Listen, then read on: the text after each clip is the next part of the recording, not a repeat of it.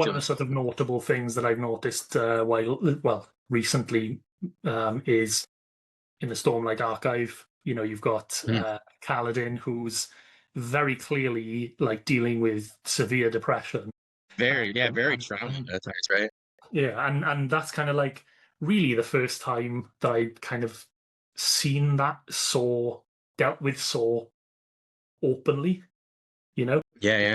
clear. Like his perspective chapters are from within his internal Yep. monologue. It's very clearly different to other people's internal monologue, you know. Yeah. And whilst you used to see a lot of other stories of characters who also deal with similar sorts of things, it's never their perspective you hear from. You see what they do and you can infer, but you're never within their mind, like Yeah. feeling the depth of what's going on, you know. Yep. Yeah. And really, I like to write those sorts of things because I like to try and understand them and I like to try and reason them out. And yeah, I kind of get drawn to those sorts of aspects of writing. Well, that's cool.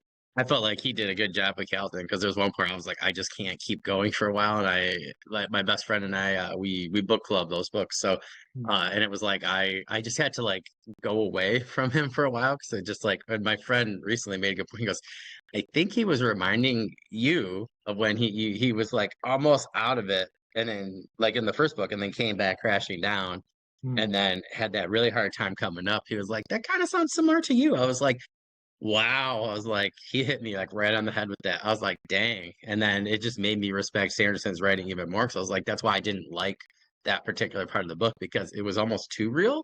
Because that's like how I was feeling at a particular point in my life and time when like stuff was kind of just like going haywire and stuff. I had some PTSD and stuff. So like I felt like that, right? Like I was coming out and then, it's coming and like I feel a lot better now. But like, yeah, I think it was kind of hard to, to look back on my journey because it was so parallel to some things that Brandon was writing. And I know Brandon's been pretty open too about, some of his experiences, which is why he put that into the character. But I think that, yeah, but it really like made me think when my friend pointed it out. I didn't really realize it, but I was like, dang, what like, it was very interesting. So I agree with, I think it's really interesting and cool. Maybe it's easier, for people at times to make those revelations with fantasy versus, like other mediums or even sci-fi Yeah, like absolutely. I that mean, kind of it's thing. it's still kind of taboo to talk about mental health openly. Yeah. So a lot of people are in need, but Yep. yet they don't know they're in need because Yeah. they've never sought an external opinion. So Yep.